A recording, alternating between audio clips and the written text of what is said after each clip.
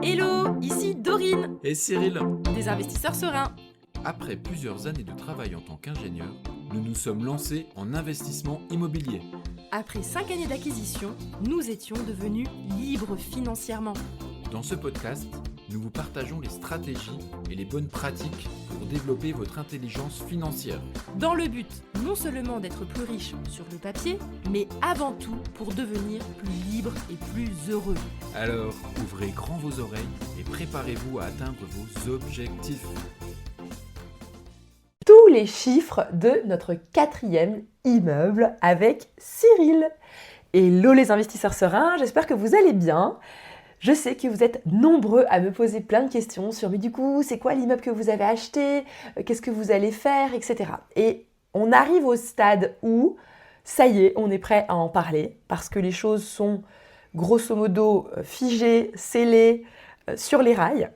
Donc, on est prêt maintenant à vous partager un petit peu ce qui s'est passé cette année par rapport à ce 4e immeuble, comment on a fait pour le trouver, quels sont les chiffres qu'on projette, parce que je sais que vous êtes nombreux à nous demander les chiffres que l'on va avoir sur cet immeuble. Donc voilà, salut Cyril. Bonjour à tous, salut. Ravi d'être là sur le podcast aujourd'hui avec toi pour parler de ce fameux 4e immeuble. Ouais, donc déjà pour commencer, pourquoi est-ce qu'on a voulu acheter ce 4e immeuble? Quel était notre objectif? Parce que vous savez que nous, quand on démarre en investissement immobilier, on veut toujours poser les choses, pourquoi on le fait, quels sont les objectifs, etc. Quels étaient selon toi les objectifs? Et puis je vais voir, c'est pas préparé, hein, donc si on n'est pas d'accord, on se le dira.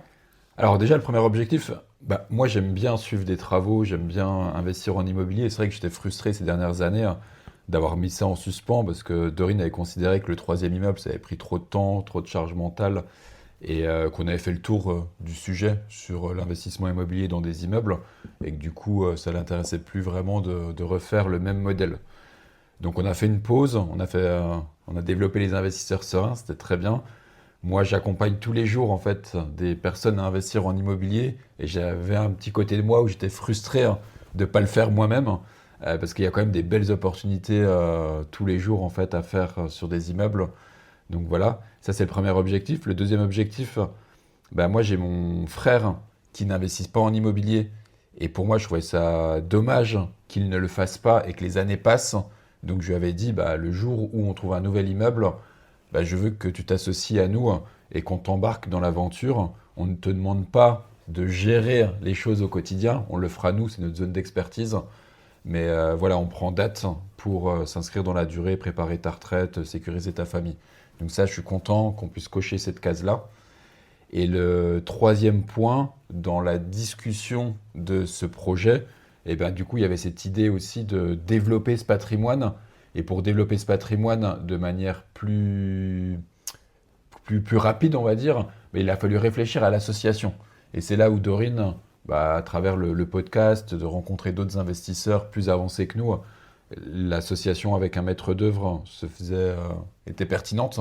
Et donc c'est aussi ce sujet-là qui m'excite aujourd'hui, de pouvoir partager ce projet d'investissement immobilier avec notre maître d'œuvre. On peut donner le nom d'ailleurs de l'investisseur qui nous a inspiré, c'est Denis Gallico. Je l'avais interviewé sur le podcast et c'est l'épisode qui s'intitule, je crois, Exploser le plafond des 100 millions de patrimoine immobilier. Bref, il m'avait retourné le cerveau et en fait ça m'avait très bien correspondu parce que ce qui se passait, c'est que moi je ne me voyais pas recommencer avec notre ancienne méthode de personnes qui voulaient devenir rentiers.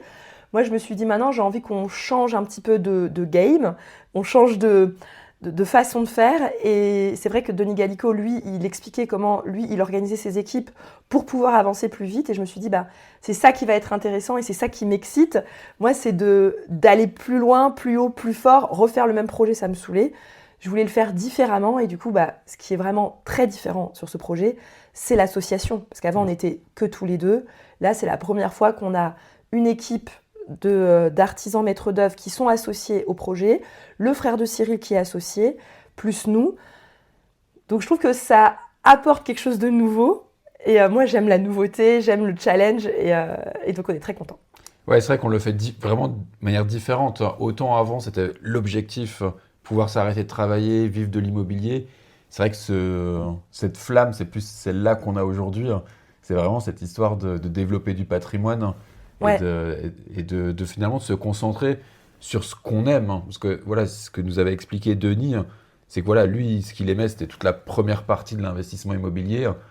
Et en fait, bah, pour être bon et pour pouvoir leverager là-dessus, et bah, du coup, on laisse la main aux autres sur leur domaine d'expertise.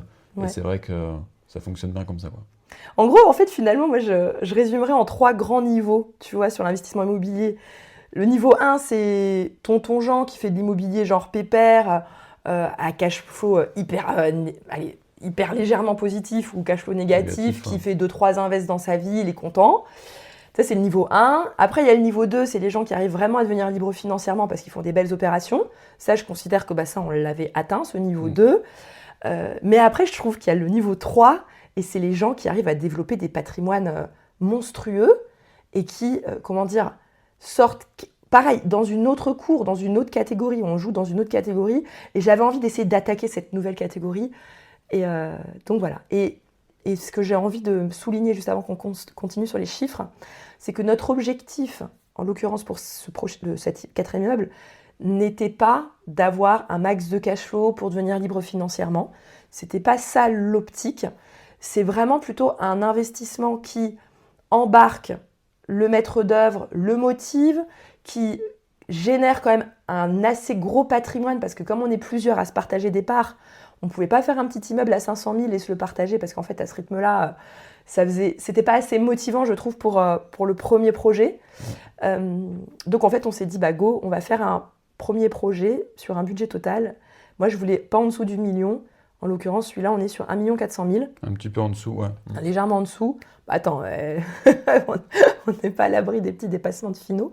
Mais voilà, on est à peu près à 1,4 million sur ce projet. Je trouvais que c'était un bon début pour notre aventure dans la nouvelle cour des investisseurs IMO qu'on voulait attaquer. Alors, raconte-moi, Cyril, comment est-ce qu'on a fait pour le trouver, ce bien ? Et surtout, moi, j'ai envie qu'on attaque en vrai très vite les chiffres. Ouais, alors du coup, comment on l'a trouvé? Dorine était très motivée à reprendre la chasse. Hein. C'est elle qui s'occupe de la recherche de la bonne affaire, elle adore ça. Ce qui est bien aujourd'hui, c'est que notre tissu est bien développé en termes de réseau. Hein. Et c'est vrai qu'on a eu besoin d'appeler quand même pas mal d'agents immobiliers qu'on connaît sur le secteur pour leur dire ça y est, on revient sur le terrain, on est prêt à investir en immobilier. Par contre, voilà nos prérequis, on ne veut pas aller chercher un immeuble en dessous d'1 million. On veut des travaux parce que ça fait partie de notre ADN, de créer de la sérénité en refaisant à neuf les appartements à l'intérieur d'un immeuble. Et du coup, on s'est relancé dans les recherches. On a fait des visites. Je me souviens d'une visite qu'on avait fait d'un immeuble avec un local. Tu te souviens, on avait fait une offre assez agressive. On avait une contre-offre dessus. Mais il y avait quand même des choses un peu alambiquées dans cet immeuble-là. Je me rappelle plus. C'était lequel ? Celui avec le local, avec le locataire qui était là depuis 40 ans. Oui, voilà. oui. Ouais. Ouais, on avait fait une offre, ouais. Mais ça n'a pas abouti, c'était pas mûr. Ouais, puis moi je trouvais qu'il y avait trop de choses alambiquées aussi dans cet immeuble-là. Donc pour le prix qu'ils nous proposaient, je trouvais ça pas intéressant. Et du coup, en fait, c'est notre gestionnaire, une de nos gestionnaires, en fait, qui avait quelques immeubles dans son portefeuille. Et du coup, elle nous a dit, venez les visiter. On va discuter un petit peu ensemble sur ces projets-là. On a visité 2 immeubles. Le premier, il était quand même mortel. Ouais, le premier était mortel. On pouvait faire combien 22, 23 appartements? Ouais, on aurait pu faire énorme, mais Ouais. honnêtement... De l'extérieur, quand on voit la façade, on se dit, waouh, il est quand même joli cet immeuble-là. Ouais. Il y avait tout était vide, 2 locaux qui étaient vides. Ouais. Et puis après, il y avait je sais pas si c'était vraiment des appartements qui étaient déjà dessinés. Hein. C'était quand même plus une réserve Ouais, du il y propriétaire. avait des bureaux, c'était limite un labyrinthe le truc derrière, mais il y avait énormément de surface. Ouais. Et moi, ce qui m'a choquée, c'est que le plancher n'était pas collé à la façade. Ouais. C'est En fait, on avait une sensation que la façade était en train de tomber en avant sur la rue, puis elle se désolidarisait du reste de l'immeuble. Et il y avait même un bâtiment, tu te rappelles, il y avait une petite cour extérieure avec un petit bâtiment derrière. Et le bâtiment, franchement, si on voulait bien refaire, il fallait le démolir et le reconstruire tellement... on pouvait même pas monter, tu te rappelles, au dernier étage parce que le sol était... C'était trop dangereux. C'était vraiment un chantier qui était colossal. Et tu vois, en fait, c'est ça qui est toujours embêtant, c'est que c'était limite plus rentable presque de tout démolir et reconstruire Et nous, on n'est pas dans la promotion immobilière. Ouais, En tout cas, pour l'instant, on n'est pas là-dedans. Ouais, trop de travaux structurels, trop de reprises de Ouais. structures dans tous les sens. Du coup, on a préféré ne pas se positionner là-dessus, mais se positionner sur un autre immeuble qui avait vraiment des points positifs, parce qu'on était sur un local au rez-de-chaussée, et après on avait 4 plateaux, pardon. Quatre 4 plateaux, ouais. sur donc, un plateau par étage, d'environ un peu moins de 100 mètres carrés par plateau. Et là, on pouvait se projeter assez facilement à créer 3 appartements par plateau. Ouais, ça fait un peu moins de 100 mètres carrés. Ouais. Après, on était sur un emplacement quand même premium. Enfin, moi, Ouais. je considère que c'est de l'emplacement premium parce qu'on est dans le centre-ville d'une ville frontalière avec le Luxembourg. Donc, on est sur une très forte demande locative sur le secteur, encore plus qu'à Metz. Et on préférait avoir ce genre de localisation pour ce premier investissement avec nos associés. C'est pas parce que je veux absolument être en centre-ville dans ce genre de localisation premium, mais je savais aussi que pour embarquer l'équipe, fallait un projet qui soit rassurant et entre guillemets hyper safe, pas un truc un petit peu trop excentré. Sinon, je pense que ton frère, il aurait peut-être paniqué. Et la deuxième raison aussi, c'est qu'en fait, quand on est sur ce genre de budget à 1 400 000, en fait, ça n'existe pas un immeuble dans un petit village de plus d'1 million, quoi. Enfin, c'est très rare et il y en a très peu. Donc, le budget plus le fait de rassurer nos associés fait qu'on a choisi vraiment un emplacement premium et qu'on était rassurés sur ça. Ouais. Du coup, immeuble affiché à 750 000. Voilà, 749 peut-être exactement, ou 750. Alors, raconte-nous la négociation. Alors, la négociation, y a tout à faire à l'intérieur. En fait, il n'y a jamais eu d'appartement, le local est vide. C'est dans un état où faut refaire les sols, faire la cage d'escalier, il faut refaire la toiture a amianté, la façade, elle est vieillissante, donc quitte à refaire la toiture, autant refaire la façade.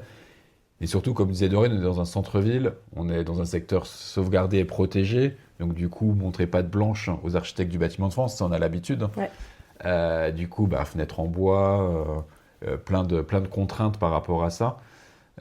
Du coup, offre, je crois, à 580 000 ou 575 000. Attends, tu veux dire que c'était affiché à 749 749, ouais. et on a commencé à 580 575 ou 580, je crois. Ok. Ouais. Ouais, on n'était pas... On a tenté bas direct, ouais. Ouais. Mais ça, c'est important de le dire. Hein. Aujourd'hui, les négociations qui se font sur les immeubles, c'est colossal. Hein. Dans notre club, c'est un truc de dingue. Enfin, en tout cas, il y a des grosses négos de plus de 100 000 euros qui sont faites très régulièrement. Toi, tu voulais faire une offre à 600, je crois que je t'avais dit non, 580 ou 575, on attaque quoi. Ouais, c'est bien. Ouais, comme ça, on atteignait du... C'est toi le boss sur la négociation. On atteignait du 600 frais d'agence inclus. Et finalement, on a acheté à 630. Donc voilà, on est passé de 750 à 630 000. Voilà, la négo était intéressante. Mais 600... heureusement qu'on l'a faite. Hein. Ouais. Parce que mine de rien, ce qu'on peut dire aussi, c'est qu'on a eu des mauvaises surprises. Il y a eu des mauvaises surprises structurelles. On le savait quand j'ai fait la visite. Ouais, on savait que ça puait. J'ai vu que ça puait. Mon maître d'œuvre est venu pour la deuxième visite. Il m'a confirmé que ça puait, qu'il fallait faire venir un cabinet d'études, qu'il y avait des travaux de reprise.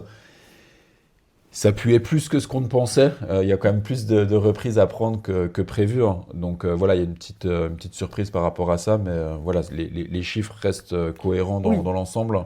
Le projet est largement viable. On va créer 12 logements. Donc là, on crée tout de A à Z. La colonne électrique, toutes les colonnes descendantes des eaux usées. Voilà, on dessine les appartements, ainsi de suite. Et le local commercial au rez-de-chaussée. Donc 630 000. 45 500 de frais de notaire. Ok. Et les travaux, quel est le budget travaux qu'on a prévu? Budget travaux 700 000. Ok. Voilà, donc on est quasiment sur 700 000 d'acquisition, 700 000 de travaux, parce qu'on est à 675 500 d'acquisition, plus frais de garantie, frais bancaires. Donc on est à quasiment 685 000 et 700 000 euros de travaux. Donc un prêt à 1 385 000. Donc Attends, le prêt, c'est pas 1 385 000. On n'a pas emprunté 1 385 000. Mais le projet, voilà, projet à 1 385 000. Quelle est notre projection au niveau des loyers? 11 500 euros de loyer. Voilà, 11 500 euros de loyer parce qu'on va faire 12 logements. Ça, c'est acté. Ouais. On hésitait entre 11 et 12 en fonction d'une fenêtre qu'on pouvait ouvrir, pas ouvrir. Oui, il y a des ouvertures de fenêtres à faire. Voilà, donc c'est un mur où on rajoute des fenêtres pour pouvoir rajouter un logement en plus. Donc 12 logements. Qu'est-ce qu'on avait d'autre? Un local commercial. Le local commercial en bas. Grosso modo, on est à 800 euros par logement de loyer hors charge. Ouais, un peu moins. Ouais. C'est 190. Bah non, parce que regarde, Cyril, 800 x 12, ça fait 8000, 9600. Et si tu dis 11 500, moi j'étais plus sur 11 000 de loyer avec 1004 de loyer de local commercial. Ouais, après le local commercial a encore ajusté, donc entre 11 000 et 11 500 selon on va sur le local commercial. Ouais. Puis après les loyers, on est 800 euros par appart, on est quand même assez bien. On est sur une fourchette peut-être haute du qu'on marché, pourra, quand même, ouais. Oui, bah après on va les faire nickel avec 700 000 tout à euros fait. de travaux. Il faut assumer Nickel. ses loyers. Et quand on refait les appartements à neuf, qu'on les équipe correctement, qu'on fait du meublé, bah du coup forcément on atteint la fourchette haute du marché. Sinon ça sert à rien de mettre autant d'énergie et d'argent dans ces appartements. Quoi. Donc disons 11 000 en fourchette raisonnable de loyer, je préfère moi. Puis à la bonne surprise, ce sera qu'on fasse plus.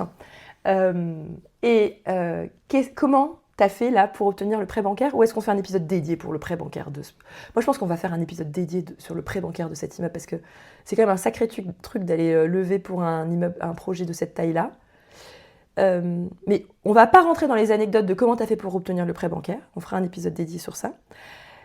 Mais donne-moi juste le résultat. Qu'est-ce que t'as obtenu comme prêt ? Quel taux ? Pour que les gens ils aient une idée, tu vois, du cash flow qu'on va dégager sur l'immeuble. Bah peut-être juste pour reprendre le schéma, donc on va créer une société pour héberger cet immeuble-là. Cet immeuble, du coup, cette société et les associés sont essentiellement des sociétés de type holding. Ouais. Donc forcément, on rentre dans la catégorie prêt pro à la banque, mais bon, je rentre pas dans les détails. Du coup, nous, ce qu'on avait prévu, c'était de mettre 200 000 euros d'apport sur ce projet-là. Donc c'est ce que la banque était contente de voir. Donc 200 000 euros d'apport, donc prêt à 1 185 000, taux à 3,35 sur 20 ans avec 2 ans de différé. Partiel. Malheureusement, ça a été compliqué d'avoir le total. Et voilà, que dire de plus ? Et donc ça va faire une mensualité de 7 000 et quelques, j'ai plus exactement la centaine d'euros, mais 7 000 et quelques. 7 000 et quelques, ouais. Donc 11 000 de loyer, 7 000 de mensualité, il y aura quand même des charges.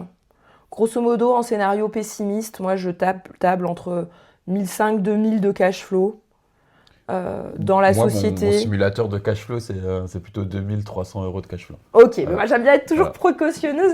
Mais en comptant la taxe foncière, en comptant les frais de comptabilité, d'AG, de CFE, de je ne sais quoi, voilà. Ouais. Donc pour nous, ça reste un cash flow qui n'est pas dingue, vu la taille du projet.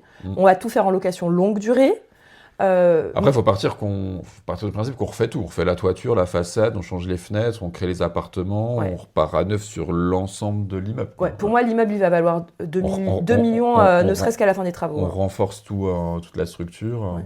En fait, nous, c'est bizarre. On pourrait carrément être marchand de biens et être hyper rentable. Mais en fait, on préfère lancer la machine. On aura une SCI à l'IS avec 2 000 euros de cash flow dans la SCI. Le truc, il va tourner. Franchement, on va rembourser un capital de dingue avec ça. Enfin, vous imaginez, avec 7 000 de mensualité, le capital va vraiment être conséquent. Donc voilà, c'est pas le projet le plus rentable du siècle, mais c'est vraiment pas mal, je trouve. Et ça nous a donné l'envie d'avancer. C'était pas notre objectif premier d'avoir le cash flow. Autant les 3 premiers immeubles, on cherchait du cash flow. En tout cas, le 2e et le 3e immeuble, on cherchait vraiment du cash flow pour pouvoir en vivre et pouvoir s'arrêter de travailler. Là, c'est pas forcément l'objectif numéro 1. L'objectif numéro 1, c'est vraiment de construire un patrimoine qui tient dans la durée et de pouvoir embarquer les personnes qu'on a envie d'embarquer dans ce projet-là. Donc, on a donné à peu près tous les chiffres. Là, on a fait le tour. Ouais. On a la mensualité. Ce qui est intéressant, c'est qu'on est SCI à l'IS, on est sur un prêt sur 20 ans. Donc, je précise, il y a des gens des fois qui disent « Ah, non, c'est que 15 ans. » Non, on est sur du 20 ans. On est sur 3, combien ? 3,35, ouais. 3,35. Donc là, à l'instant où on parle, on est en décembre 2025. Ouais. Donc prêt obtenu à ce taux-là, ce qui est plutôt un bon taux. Ce qui est correct pour une SCI qui est détenue par des holdings, ouais. Ouais, parce qu'on est en catégorie prêt pro officiellement, ou il a passé ça entre les deux, quoi. Là, ouais, on a trouvé voilà, ils nous ont fait une offre qui est très intéressante. Donc, ouais. Bon, on racontera spécialement la négociation sur le prêt IMO dans un autre épisode. Et là, on est encore sous compromis. La signature, ce sera courant janvier. Ouais. Le prêt a été édité ou est en cours d'édition. Non, l'offre de prêt doit être éditée la semaine prochaine. Ouais. Édité la semaine prochaine, donc Ouais. on la signe la semaine prochaine. Donc là, on est mi-décembre. Là, ouais. Voilà, on est mi-décembre, on va voir quand est-ce qu'on sort l'épisode. Je pense que quand on aura le prêt signé, je serai quand même plus rassurée. Donc, si jamais vous avez l'épisode, ça veut dire que le prêt, il a été signé, il est parti Exact. en édition. Et puis voilà, et là, on fera un autre épisode pour la suite. Hein, je trouve que c'est déjà beaucoup d'informations. Voilà, vous savez tout sur notre 4e immeuble. Voilà. Bon, évidemment, vous vous abonnez pour avoir la suite de l'histoire. On fera un épisode spécial sur comment Cyril a réussi à obtenir le prêt. Il y a quand même beaucoup d'apprentissage qu'on a eu lors de cette obtention de prêt. Ouais, Donc ça, tout à c'était fait. très intéressant. Donc ça, c'est intéressant. Ouais. Donc abonnez-vous, on fera une vidéo spéciale ou un épisode spécial sur la partie obtention du prêt immobilier d'1 200 000, sachant que nous, on est endettés. On a déjà 2,2 millions d'encours bancaires sur notre tête à tous les deux avant d'être allés voir les banques. Et on est à un taux d'endettement explosé à plus de 50%. Enfin, je ne sais même pas combien il est notre taux d'endettement. Donc, on va vous raconter comment Cyril s'y est pris pour le prêt. Et suivez-nous si vous voulez voir aussi le détail des travaux. Il y a quand même 700 000 euros de chantier, donc ça va être un beau projet. Je pense qu'on en a pour 1 an de story Instagram et de... pour qu'à chaque suivi de chantier, il va y avoir un sacré truc. Et de toute façon, on filmera l'intérieur de l'immeuble quand on aura effectivement déjà les clés. Hein. et puis qu'il sera effectivement vendu, on sera rassuré. Ouais. Très bien. Voilà, sur ce, je vous souhaite à tous une excellente journée et à bientôt.